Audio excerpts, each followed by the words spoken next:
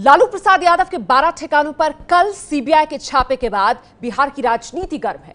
Case Bihar के deputy CM और लालू के बेटे तेजस्वी यादव के खिलाफ भी दर्ज हुआ है और अब सवाल यह उठ रहा है कि क्या तेजस्वी को नीतीश बर्खास्त करेंगे। सबसे पहले आइए बड़ी बातें आपको बताते हैं किस तरीके से बिहार में यह राजनीतिक उठापटक जारी है। छापे पर नीतीश अब तक चुप हैं। 12 ठिकानों पर लालू प्रसाद यादव के छापे होते हैं, लेकिन नीतीश खामोशी नहीं तोड़ते हैं। लालू का ऐलान, तेजस्वी इस्तीफा नहीं देंगे। लालू की तरफ से यह बाकायदा ऐलान कर दिया गया है। नीतीश पर तेजस्वी को हटाने का दबाव अब बढ़ गया है कि नीतीश तेजस्वी को हटाएं और इस बीच अपना रुख साफ करें नीतीश। आरजेडी की तरफ से यह मांग की जा रही है। लालू साफ कर चुके हैं कि तेजस्वी इस्तीफा तो नहीं देंगे। कल छापे पड़े थे लालू प्रसाद यादव, राबड़ी, तेजस्वी पर केस भी दर्ज हुआ था और बावजूद इसके नीतीश खामोश हैं। नीतीश खामोश हैं। कुछ ऐसी खबरें मीडिया में सामने आई कि नीतीश की सरकार को छापे के बारे में पहले से पता था। इसे लेकर नीतीश की सरकार ने प्रेस रिलीज जारी कर इस बात का खंडन किया है। नीतीश का कहना है कि लालू के घर छापे को लेकर सरकार को जानकारी नहीं थी। ये प्रेस रिलीज जारी की गई है सरकार की तरफ से, देख रहे हैं आप। लालू प्रसाद के ठिकानों पर सीबीआई छापेमारी की, राज्य सरकार को पूर्व जानकारी की बात बेबुनियाद। इस तरीके की खबरें आई थी कि राज्य सरकार को जानकारी देने के बाद ही छापेमारी की गई थी लालू प्रसाद यादव के 12 ठिकानों पर, लेकिन अब बिहार सरकार की तरफ से बाकायदा प्रेस रिलीज जारी कर इन खबरों को खारिज किया गया है। तो बिहार सरकार ने साफ कर दिया कि लालू के जो 12 ठिकानों पर छापे हुए हैं, सरकार को, बिहार सरकार को उस बारे में पहले से जानकारी नहीं थी, लेकिन एहतियात के तौर पर जेडीयू दफ्तर की सुरक्षा बढ़ा दी गई है। और देखिए, यहां दिलचस्प बात यह है कि ना नीतीश बोल रहे हैं, ना उनकी पार्टी के प्रवक्ता बोल रहे हैं, लेकिन जेडीयू दफ्तर के पास एबीपी न्यूज संवाददाता प्रकाश कुमार को छात्र विंग के नेता मिले, जिन्होंने लालू के घर छापे पर अपना मुंह खोला। प्रकाश की रिपोर्ट देखिए। लालू यादव के घर पर सीबीआई की रेड की खबर के बाद सरकार ने रेड अलर्ट जारी कर दिया। बीजेपी दफ्तर पर तो पुलिस के इंतजाम किए ही गए, लेकिन आश्चर्यजनक बात यह है कि जेडीयू के दफ्तर में भी पुलिस की तैनाती कर दी गई।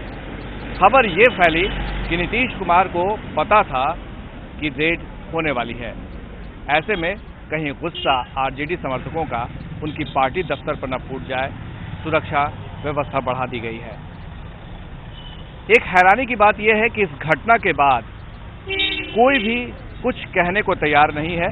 जेडीयू के बड़े नेता की बात छोड़ दीजिए, मंत्रियों की बात छोड़ दीजिए, प्रवक्ताओं तक को कुछ भी कहने से मना कर दिया गया है।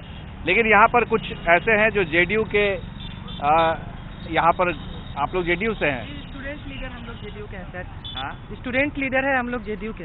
अच्छा, ये बताइए, अभी जो सीबीआई का छापा पड़ा है लालू यादव के घर पर, उनके बेटे, उनकी पत्नी, इस पर आप लोगों की क्या राय है? राय तो अभी खुद नहीं, चुकी है जांच का विषय है और जांच में क्या साक्ष्य आएगा वो तो सबके सामने आएगा। लेकिन एक तरह से हम ये कह सकते हैं कि ये पॉलिटिकल बदला भी है।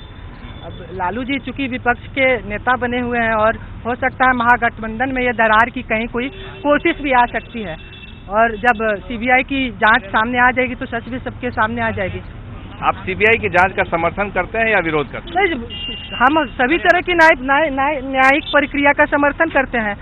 वैसा कुछ नहीं है, न्यायिक जो भी न्यायिक प्रक्रिया है, और हमारा पार्टी सभी तरह की न्यायिक प्रक्रिया पर विश्वास रखता है। अंकित कुमार, प्रवक्ता छात्र जनता दल यू। ये प्रवक्ता है अंकित, आपने सुना इनको, बड़ी बेबाकी से राय रख रहे हैं, लेकिन जो प्रवक्ता हैं पार्टी के, वो कहने में घबरा रहे हैं। एक बात तो साफ है कि जेडीयू के अंदर की राय बाहर न आने पाए, इसकी कोशिश जरूर थी, लेकिन हमने सुनाया एक ऐसे छात्र युवा के प्रवक्ता की जो बेखौफ होकर अपनी बातें रख रहा है। शायद वो नीतीश कुमार की लाइन को ही वो कह रहा है। फिलहाल लोग कंफ्यूजन में है कि आखिर नीतीश चाहते क्या है। हमारे सहयोगी शैलेश के साथ प्रकाश कुमार, एबीपी न्यूज, पटना।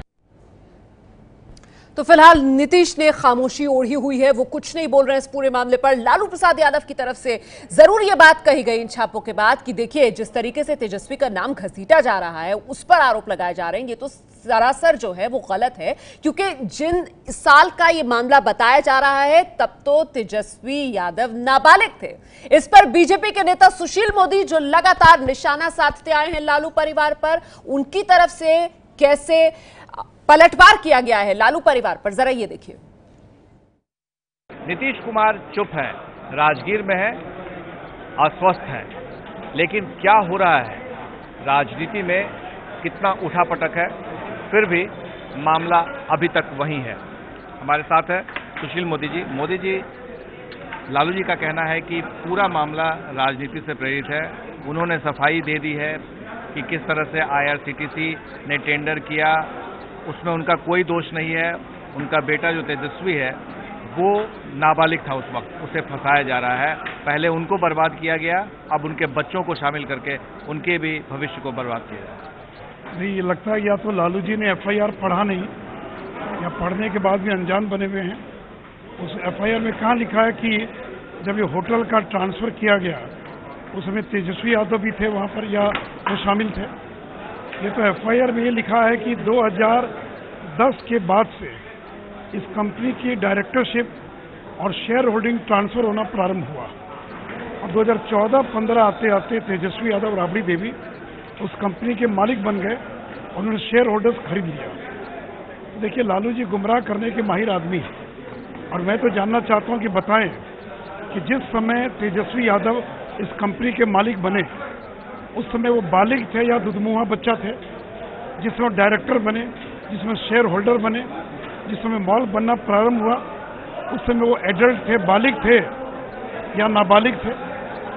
तो देखिए, जिस समय वो शेयर होल्डर बने हैं, मालिक बने हैं, उसमें 25 पार कर चुके थे और 18 साल से अधिक उम्र का व्यक्ति बालिग माना जाता है।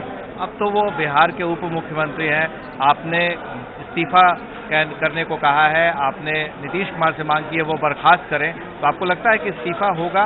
क्योंकि लालू जी तो मना कर दिया है, तेजस्वी ने भी खुद मना कर दिया है। देखिए, अगर मंत्री स्वयं इस्तीफा नहीं देता है तो एक ही विकल्प बचता है कि उनको बर्खास्त किया जाए और श्री जीतन राम मांझी, श्री रामानंद सिंह, श्री रामाधार सिंह, श्री अवधेश कुशवाहा, आप ऐसे लोगों से केवल आरोप लगने पर इस्तीफा ले सकते हैं।